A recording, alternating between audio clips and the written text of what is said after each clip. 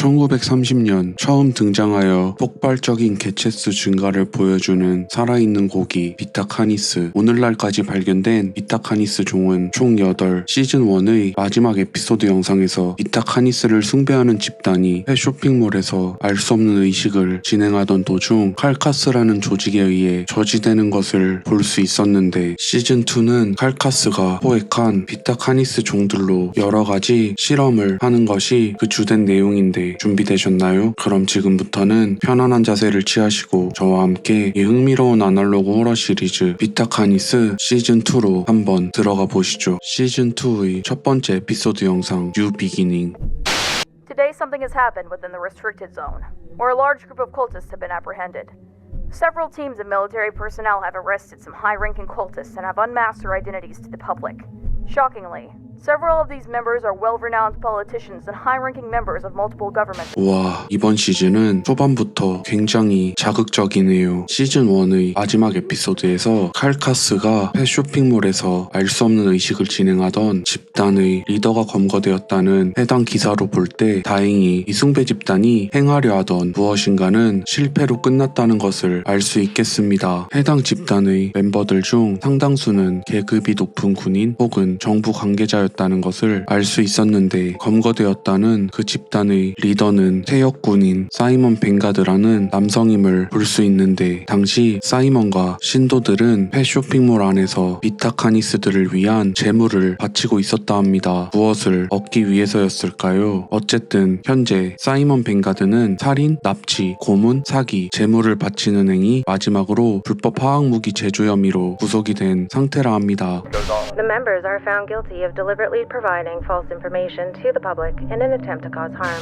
The New Trier Company has been found to have very significant ties with cultist activities and has been shut down. All New Trier products have been deemed hazardous for consumption. Cultivation farms are facing pressure to shut down. Public unrest grows as the New Trier cult case brings more crimes that were hidden away to light. The people are outraged by how little was actually being done. They demand that something be done to handle the carnage species. 이런 혼란에 시민들은 거리에서 시위를 벌이는 중이라는 대사와 함께 이전 펫 쇼핑몰에서 찾아낸 싱귤러리티 중 하나를 볼 수 있는데, 칼카스 소속 마샬 박사는 해당 싱귤러리티를 가지고 여러가지 실험을 진행하는데, Test report number 4. We still know very little about the nature of the entities. There are 7 singularities in total. Each singularity is roughly 1 meter in diameter. They are made of an unknown material, although it looks and feels very similar to glass. We are unable to sample it in fear of causing potential damage. The material is very dark in color, but has red shimmers of light swirling inside. There are some hints of other colors present, but is mostly dominated by the red. Each entity hovers above the ground in a stationary position. Our equipment can detect some subtle pulses of energy in rhythmic but random patterns.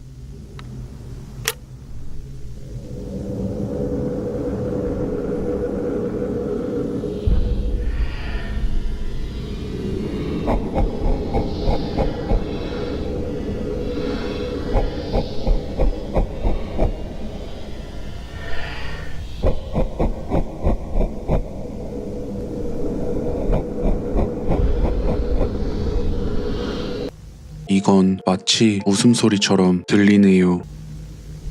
We don't know what they are. We don't know if it is breathing or communicating. We don't even truly know if they are even organic. This is nothing new, just confirming what we already know. Our first experiments didn't give any interesting leads. The most we got was some interference with electronics, especially when there is more than one kept close together. But the experiment we conducted showed extremely significant results.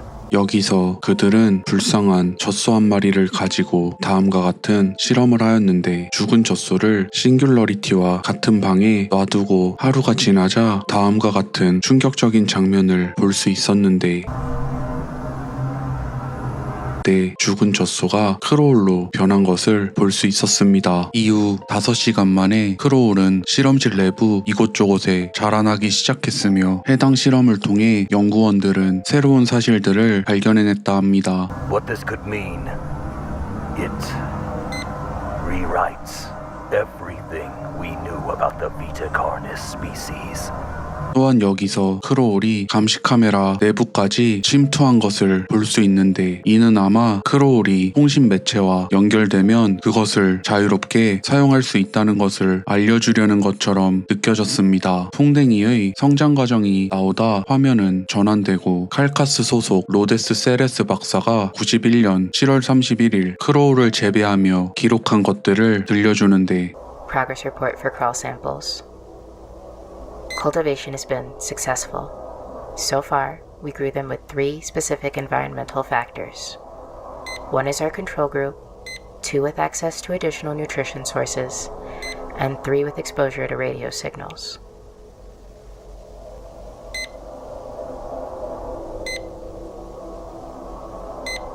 Group 1 grew on par with standard crawl samples. No distinct abnormalities. Group 2 grew at a faster pace than the control group, as expected. No distinct abnormalities. Group 3 grew against its normal pattern, weaving its way toward the radio. Once the device was claimed, it switched to usual growth patterns. Again, no distinct abnormalities. In conclusion, the samples that were grown in V1's test chamber don't seem to differ from others grown from other sources. Still, we will continue with more factors and further groups, just in case.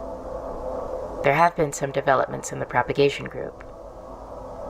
V1 samples have seemingly been able to produce nodules at a slightly quicker rate than wild samples.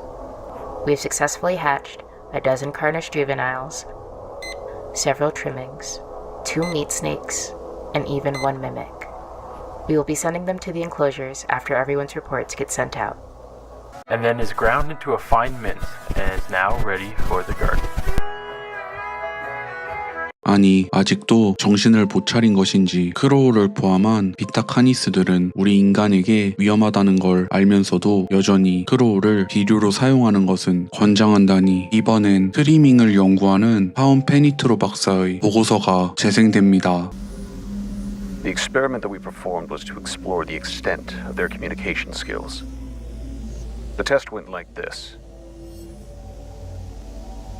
We took one of the trimmings and had them in place in a modified enclosure. A speaker would play 2 separate audio cues. A positive cue would play, followed by a treat, and a negative cue, followed by a small spray of cold water.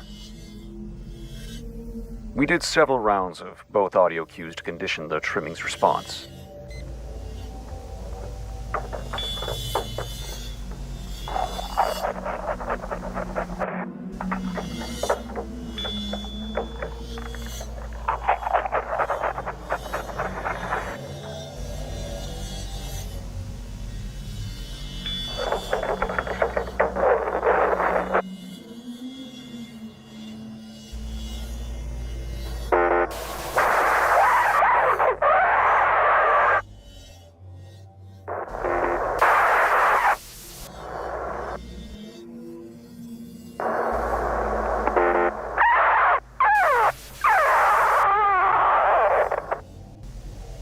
트리밍들은 강아지처럼 학습을 통한 훈련이 가능하다는 것을 알 수 있겠네요. 해당 실험이 끝난 트리밍들은 다시 그들이 살고 있던 케이지로 돌아갔는데 After the test, the trimming was released back to its colony.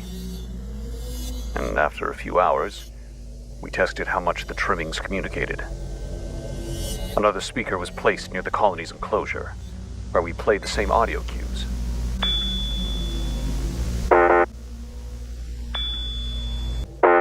실험에 참가하지 않은 트리밍들 역시 소리에 반응하는 것을 볼 수 있습니다. 이로써 그들은 서로 의사소통이 가능하다는 것을 알 수 있겠네요. 물론 여기까진 충분히 예상할 수 있는 결과였지만 다음 실험은 전혀 아니었습니다. 연구소 근처에 살고 있는 야생 트리밍들에게 라디오를 통해 실험 때 사용된 소리들을 재생해 주는데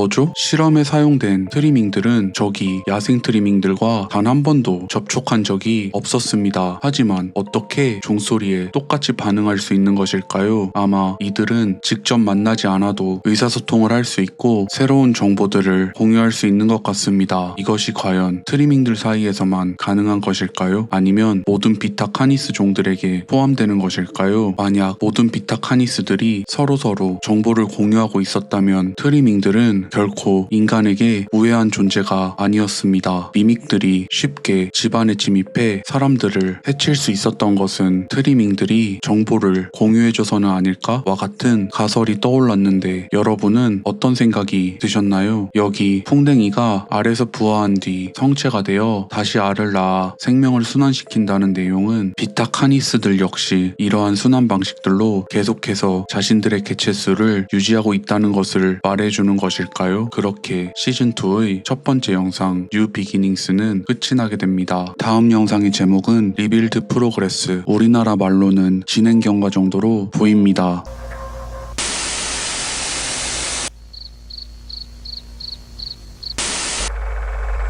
Now only the most beautiful, only the most unique specimens will be moving forward. 뭐죠? 처음 보는 생김새의 트리밍들이 등장하는데 이것은 빈, 이건 브렛이라 합니다. 인간들에 의해 개량된 품종일까요? 다음은 아즈림 그리피스 박사의 미트 스네이크 연구 결과 보고서. Progress report on the meat snake recreation project.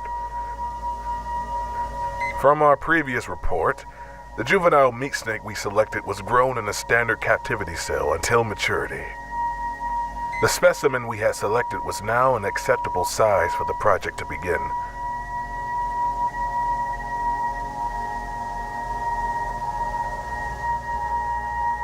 실험에 사용된 미트 스네이크는 이렇게 움직일 수 없도록 묶인 채 로드킬을 당한 야생동물, 고기 등 다양한 음식들을 계속해서 먹어야 했다 합니다. 충분한 영양분들을 섭취하여 빠르게 성체로 만들기 위해 말이죠. 실험 11일차부터 실험체는 먹이를 먹는 속도가 급격히 느려졌으며 때론 먹는 것을 거부하는 모습도 보여졌다 합니다. 마치 한계에 도달했다는 듯 말이죠. 이는 미트 스네이크가 소화를 시키기도 전에 너무 많은 음식들이 들어와 내장기관이 제대로 기능을 할 수 없었기 때문이었을까요? 이에 연구진들은 급여 횟수를 하루에 1회로 바꾸고 먹이의 양은 늘린 뒤 결과를 지켜봤다 합니다. 실험 19일차 미트 스네이크는 결국 스스로 음식을 삼키지 못하게 되었고 이에 섭취에 도움을 주는 보조기구를 착용하게 되었다 합니다. 개인적으로 사람 및 살아있는 야생동물들은 공격하지 않고 오직 죽은 동물 사체만 섭취하는 이 미트 스네이크를 가지고 왜 이런 실험을 한 것인지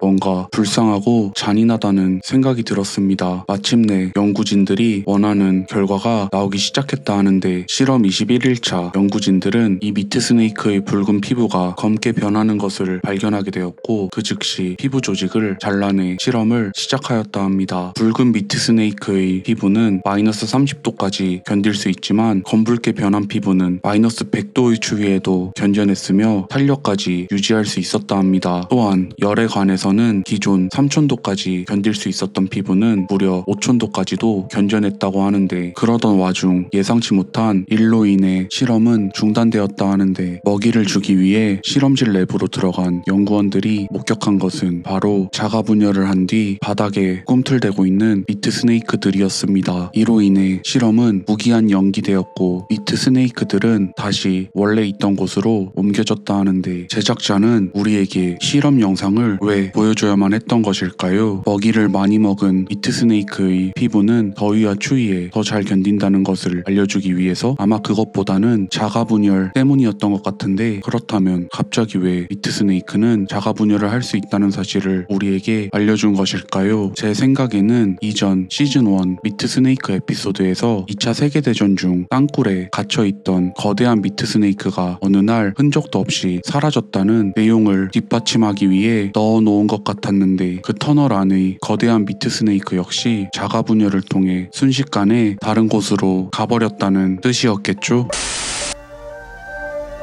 Lovely contestants so far, but there can only be one winner. And this year's winner is Patty! 여기서 다시 이전에 보지 못했던 새로운 모습의 트리밍들이 등장하는데 여기 콘테스트에서 우승했다는 패티라는 트리밍의 생김새는 뭔가 사람들을 공격할 수 있을 것 같은 외형이었기에 개인적으론 별로였습니다. 드디어 이 시리즈에서 아마 가장 인기가 많은 개체 미믹에 대한 실험 과정이 등장하는데 Anyways, it's been a bit slow, but there have been some fascinating findings. I guess I'll start with the juveniles. Feisty fellas, already chock full of hunting instinct. Their hunting patterns are similar to other ambush predators. They will wait and then catch their prey with the element of surprise.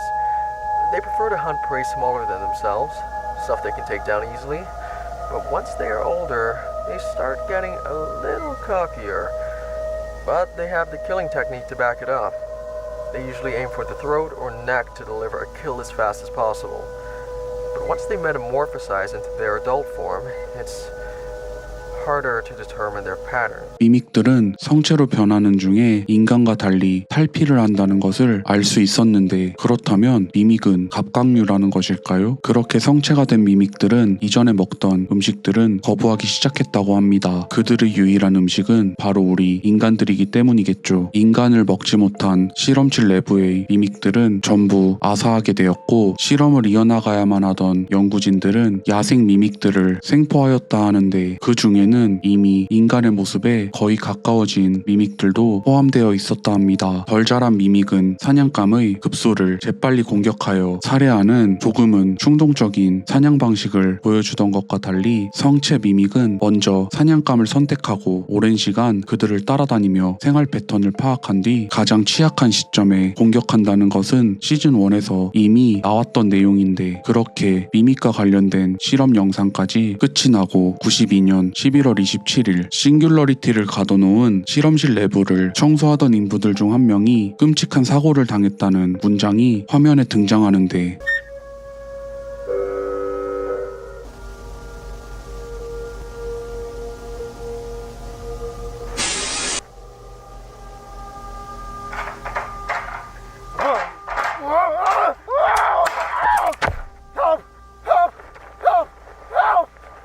What happened? My leg's caught.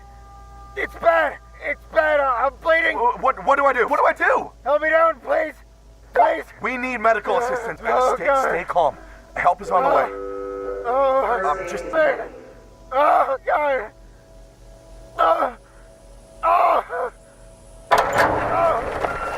Alright, we're here. We're going to help you. Lower the ladder slowly.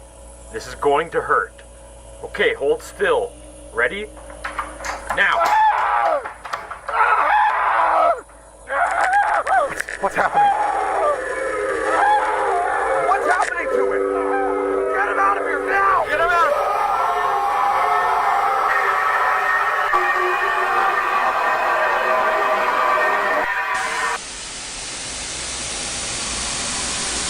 무슨 일이 벌어진 거죠? 화면에는 싱귤러리티와 크로울만 나오기 때문에 인부가 왜 그토록 끔찍한 비명을 질렀는지는 알아낼 수 없었습니다. 어쨌든 인부의 비명 소리가 울려 퍼질 때 싱귤러리티는 엄청나게 흔들리는 것을 볼 수 있었는데 배경색은 왜 핏빛으로 변한 것일까요? 솔직히 오늘 다룬 영상들로는 우리가 이타카니스에 대해 정확히 정의할 수 있는 것들은 없었지만 이번 시즌2는 흥미진진한 방향으로 흘러갈 것이라는 사실은 분명해 보였는데 여러분은 오늘 영상을 어떻게 보셨나요? 혹시 새로운 사실을 알아냈거나 제가 추측한 가설들이 틀린 것 같다면 댓글로 알려주시면 감사하겠습니다. 오늘 영상은 여기까지입니다. 재미있게 보셨다면 좋아요와 구독 그리고 알림 설정까지 부탁드리겠습니다. 감사합니다.